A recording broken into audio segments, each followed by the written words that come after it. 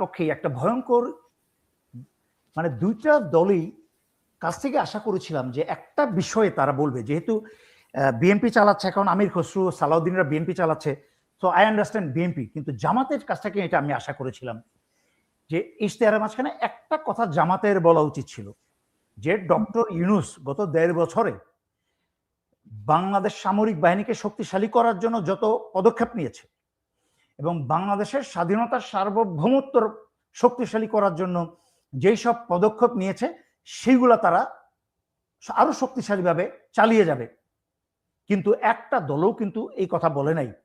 আমি এখনো আপনার অনুষ্ঠানের মাধ্যমে আমি জামাতের নেতাদেরকে বলবো, আপনারা যেই কয়দিন বাকি আছে শক্তিশালী কণ্ঠে জনগণের সামনে এমনভাবে চিৎকার করে বলুন যে ভারতের কানে পৌঁছায় যে ডক্টর ইউনূস যেই মিরেশরাইতে যেই সামরিক কারখানা করার তারা চুক্তি করেছে সেই চুক্তি যেন চালু থাকে এবং বাংলাদেশ বিমান বাহিনী যেই সকল বিমান এবং অন্যান্য অস্ত্র কেনার চুক্তি করেছে বা আলোচনা চালিয়েছে, প্রচেষ্টা চালিয়েছে, সকল প্রচেষ্টা যেন চালু থাকে এবং বাংলাদেশ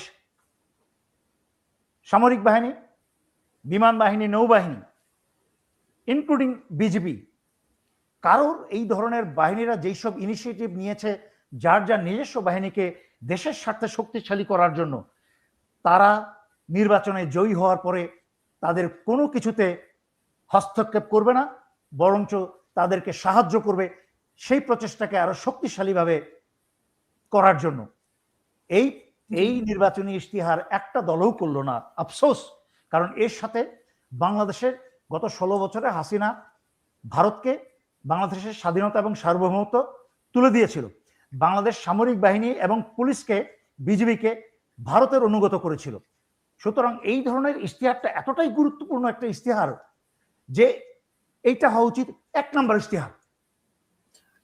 কিন্তু তাহলে আপনার কি মনে হয় যে সব দলই বাংলাদেশে যেই ক্ষমতায় আসবে তাদের একটা দুর্বলতা কাজ করে কিনা? অবশ্যই দুর্বলতা আছে, কারণ কেউ হাসুরের নাম মুখে নিতে চায় না। সম্পর্কের বিষয়ও হতে পারে, রাষ্ট্র টু রাষ্ট্র সুসম্পর্কের বিষয়। আমি বলি আপনাকে একটা কথা, আই আন্ডারস্ট্যান্ড আপনি যেটা বলছেন, দে আর নট ডিপ্লোম্যাট ইয়েট, ওরা হচ্ছে পলিটিশিয়ান। এখানে যারা রাজনীতিবিদ যারা রাজনীতি করছে বা নির্বাচনের জন্য যারা আসছে, তারা কিন্তু ভারতের মন জয় করার চেষ্টা করছে না বা করা উচিত না, তাদের তো ভোটারদের মন জয় করা উচিত, সর্বাত্মক চেষ্টা করা উচিত ভোটারদের মন জয় করা। You need to understand this very core thing, যে এটা হচ্ছে একটা মূল জিনিস নির্বাচনের প্রচারণার, যে যারা ভোটার তাদের মন জয় করতে হবে, ভারতের না। সুতরাং বাংলাদেশি ভোটারদের মন জয় করতে হলে এই মুহূর্তে যারা ইয়াং ভোটার, যারা আমি যেটা আগে আমার অনুষ্ঠানে বলেছিলাম 18 বছর আগে যার জন্ম হয়েছে সে এখন নতুন ভোটার, আর 18 বছর হাসিনা যখন ক্ষমতা নিয়েছিল তখন যার বয়স 18 ছিল তার বয়স এখন 36, কিন্তু 18 বছর তার এই ভোটাধিকার থেকে বঞ্চিত ছিল, এই প্রথম ভোট দিবে। সুতরাং এই ভোটারের সংখ্যা কিন্তু বিশাল। এই ভোটারদের মন জয় করতে হলে এইভাবে কথা বলতে হবে যেভাবে আমি বলতে যাচ্ছি, বাংলাদেশের স্বাধীনতা এবং সার্বভৌমত্বে বাহ্যিক এবং আভ্যন্তরীণ কোনো শত্রুর কোনো হস্তক্ষেপ সহ্য করা হবে না। যদি এইরকম ভাবে কথা বলতো তাহলে কিন্তু বাংলাদেশের মন জয় করতে এবং ভোট আরো বেশি পেত। জি, আপনার কাছে আরেকটি বিষয় যে এক্স অ্যাকাউন্ট হ্যাক করা নিয়ে আসলে কি ঘটনা? আমরা দেখলাম যে পরবর্তীতে রাষ্ট্রপতির অফিস থেকে একজনকে অ্যারেস্ট করা হলো, আবার জামিনও দেওয়া হলো সরোয়ার হোসেন নাকি যেন একজনকে, স্টাফ কর্মকর্তাকে। তো এটা কি আসলে টোটালি এখন বলা হচ্ছে যে উনি 8 ঘন্টা পরে কেন টের পেলেন শফিকুর রহমান, ডক্টর শফিকুর রহমান, তো উনি আগে কেন টের পেলেন না? তো উনি নিজে কেন পোস্ট, ওনার আল জাজিরাতে উনি যে সাক্ষাৎকার দিয়েছেন সেই সাক্ষাৎকারের সাথে মিল আছে, শুধুমাত্র একটা শব্দের মিল নাই। তো এগুলো অনেকে অনেকভাবে ব্যাখ্যা করার চেষ্টা করছে, তা আপনার কাছে শুনতে চাই যে আপনার ব্যাখ্যাটা কি? আচ্ছা, আমি বলছি না যে আমি 1 নাম্বার, আমি যা সম্পূর্ণভাবে জানি না আমি তা কখনো বলি না, যা বাস্তব ভিত্তিক তা বলি, যা কনফার্মেশন নিউজ পাই তা বলি। হ্যাঁ, আমি দেখেছি একটা মানুষের ফোন হ্যাক হতে পারে, বিশেষ করে উনি তো আর যদুমধু কদু না, উনি বাংলাদেশে একটা সম্ভাব্য হতে পারে জামাত বিজয়ী হতে পারে এবং সরকার গঠন করতে পারে, সেই ক্ষেত্রে উনার মতো একটা ব্যক্তিকে টার্গেট করা, এবং যেহেতু ভারত বাংলাদেশে কোনো ইসলামিক দল চায় না, অ্যাকচুয়ালি ভারত পৃথিবীতে ইসলাম চায় না, ভারত আর ইসরায়েল তারা পৃথিবীতে মুসলমান চায় না, ইসলাম ধর্ম চায় না। তারা এই দুইটা হচ্ছে, ইসরায়েল এবং ভারতের হচ্ছে তারা আপন ভাই। ইসলাম এবং মুসলমানদেরকে ধ্বংস করার তাদের এক সমমনের তাদের মতাদর্শ এক। সুতরাং এখানে ভারত যখনই শুনেছে জামাত নামছে, এবং জামাতে বাংলাদেশি জনগণের ভারতের বিরুদ্ধে যাদের ঘৃণা, তারা সবাই কিন্তু ভোটটা দিবে জামাতকে।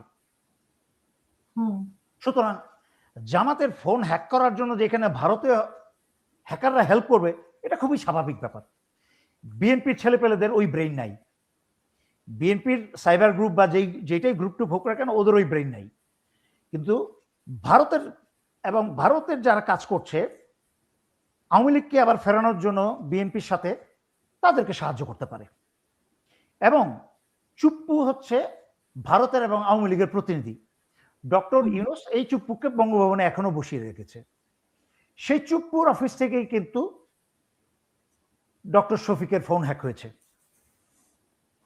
আপনি যদি সূত্র মিলিয়ে দেখেন, আপনি যদি মোটিভ খুঁজে দেখেন, যেমন একজন ডিটেকটিভ একটা মার্ডারের প্রথম মোটিভ খুঁজে, তাহলে যাকে তাকে দোষারোপ করলেই তো হবে না, সন্দেহ করলেই তো হবে না, মোটিভ খুঁজতে হবে। মোটিভটাকে আমরা যদি চুপ্পুর দিকে তাকাই, আর সেই চুপ্পুর অফিস থেকে হ্যাক করা হয়েছে। এবং মজার ব্যাপার হচ্ছে, সেই যে হ্যাক করেছে, যার বিরুদ্ধে অভিযোগ এসেছে, তাকে গ্রেপ্তার করা হয়েছে, এবং পরবর্তীতে তাকে আবার বিএনপির ছেলেপেলেরাই তাকে আবার ছাড়িয়ে নিয়ে আসে জামিনের জন্য। তো আমরা কি দেখলাম, কি দেখলাম, ঘুরে ফিরে ভারত হ্যাক করতে সাহায্য করেছে, হ্যাকার ধরা খেয়ে যারা এগুলোর সাথে জড়িত তারাই আবার হ্যাকারকে জামিন দিয়ে বের করে নিয়ে আসছে।